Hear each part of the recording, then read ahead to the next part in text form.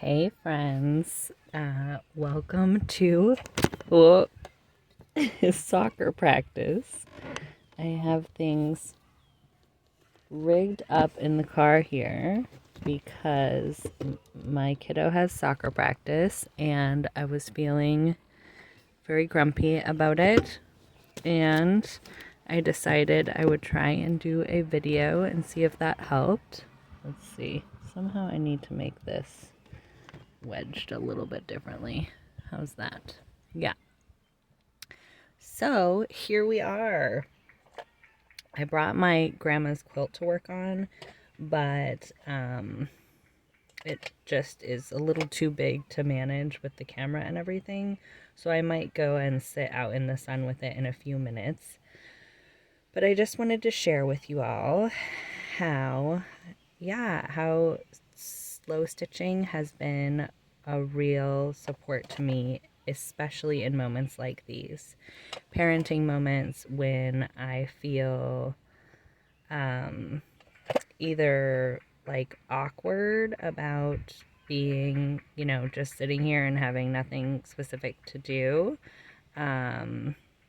or also like when I've been feeling socially awkward, like at birthday parties and at soccer games where all the parents sit next to each other and watch the games. It just has given me something to think about, something to do, that feels easier.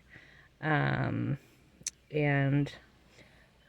the way this practice works, it's about half an hour from our house and half an hour from any like stores or errands that I could do. And so instead of getting out my grandma's quilt, I'm just going to take one of these scraps of fabrics and just sew in a straight line. Because just that simple act of sewing and the repetitive action is really good for your nervous system and can bring you into some mindfulness. That's really nice. So, anyways, so it's about half an hour from our house, a half an hour from any stores or anything, so I can't really get any errands done. If I were to drive, the practice is only an hour and a half, so I'd only have a half an hour to do anything, and it would be an extra hour of driving, which just doesn't feel like it makes sense. And there's a library nearby here, so at first I was like, oh great, I will go to the library and use the internet at the library and do some of my work reports. But it's closed at this time.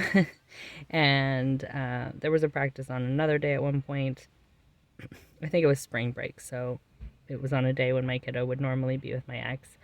And even then, once I went, got everything set up, like got the internet figured out, like I only had like 20 minutes to actually work on the report, so it didn't really feel worth it. So as I was driving here, my kid was annoyed with me because he wanted to play on his phone, and I was like, screen time is done, and I was trying to make him like eat coleslaw on the drive, and he didn't want to eat the coleslaw because the practice is from 5:30 to 6:45, so it's like exactly dinner time. So anyways, I was just reminding myself that there are so many of these kind of moments in parenting where I feel like I would like to be getting something done. And I know that is like my internalized capitalism stuff. And what I was trying to remind myself of is that what I am getting done right now is parenting. That is the job that I'm doing. And all jobs have boring parts. And this is a boring part of parenting, sitting at soccer practice. And so what can I do to make it less boring for myself? I can do something that I enjoy. And I think that is, other than just the nervous system calming, like mindfulness benefits of the repetitive stitching, I think having something that feels fun and interesting is also a huge benefit. So I'm so glad to have it, and I'm so glad to have you all with me on this journey. And I was thinking, I always bring this kind of big cookie tin where I keep my sewing stuff. But I was thinking also as I was driving over that really the biggest thing that you need for sewing, the thing that takes up the most space is scissors, right? So if you didn't have scissors, I know they sell small scissors, but if you didn't have scissors, I was thinking this is a big seam ripper. I don't know where the lid is, but I have another seam ripper that's just about, I don't know where my hands are in the video. Hopefully they're in the video. That's just about this big. So if I had just a little seam ripper and a little bit of embroidery thread, or even, one thing of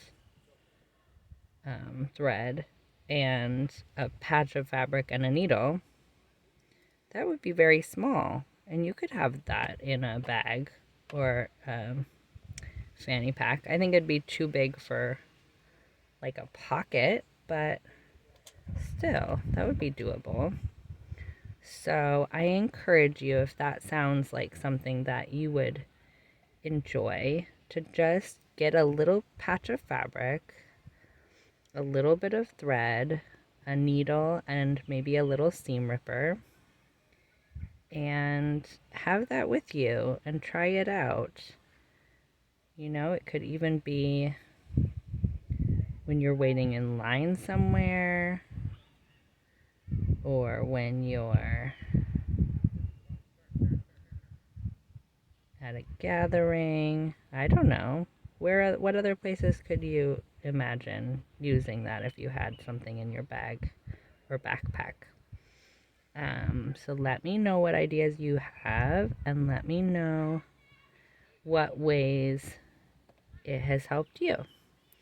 And this Sunday afternoon is going to be our first slow stitching together. And I think what I'm going to do is, if you would like to come, I had it as like a part of the like for people to join as a membership, to get the workshop and to have the 2 Zooms a month. But I haven't had anyone sign up. So of course I would love it if you want to sign up. But if you just want to try it out for free, and just come hang out and slow stitch together on Sunday afternoon, I think it's the 22nd,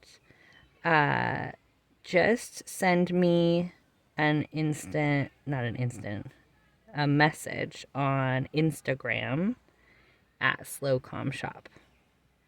So you could just send me a direct message at slowcomshop and tell me that you're interested in joining us, and I'll just directly send you the Zoom link, and you can try it out for free and see if you like it and if you want to join us in the future. And it'd be so fun to have some time together and meet some of you all. And yeah, I would love that. So the Instagram information will be in the description. I'll put it all on when I get home. The grief workshop is in the description, and the information for if you'd like to join like a community membership, and you would get the workshop and access to 2 Zooms every other Sunday to sew together and chat.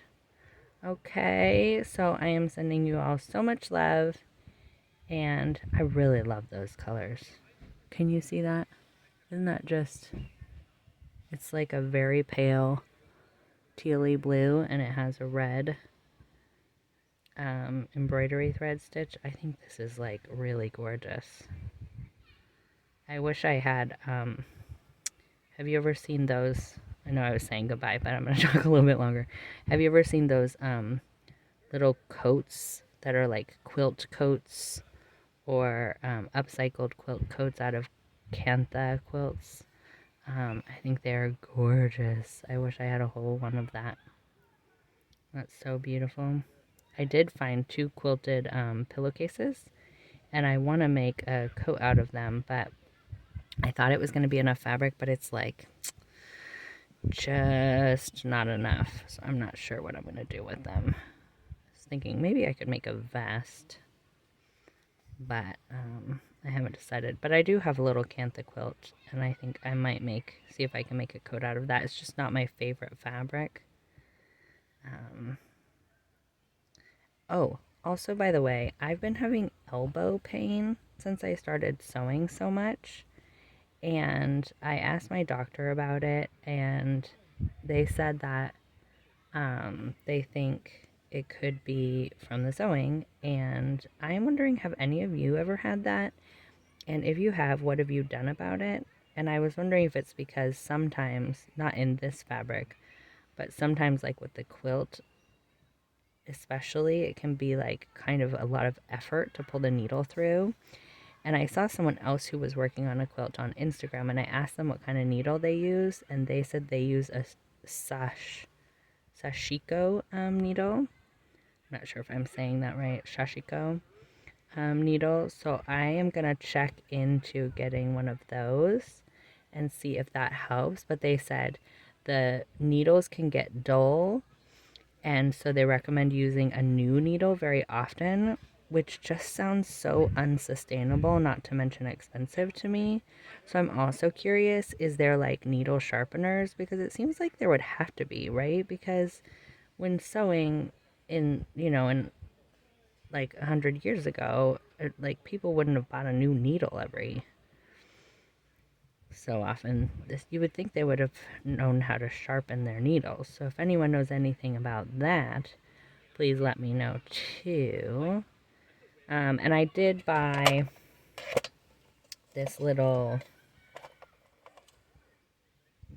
thimble guy to try to help with that too, with like pushing it through for the quilt, and that did help, but I think I'm still exerting quite a bit of effort, and I'm wondering if that's why my elbow is hurting, and it really is bothering me. And I do have some arthritis coming in my thumbs. So the doctor was like, yeah, it could just be arthritis. They say it so nonchalantly, like it's just no big deal. And I'm like, well, it hurts. And what are you supposed to do about it? And they're like, oh, nothing really. Really? Oh, heavens, my friends. So here we are, seeing how we can make the regular challenges of life a little bit better, because there is plenty of reason for it to feel pretty discouraging. But I think these little things are well worth it.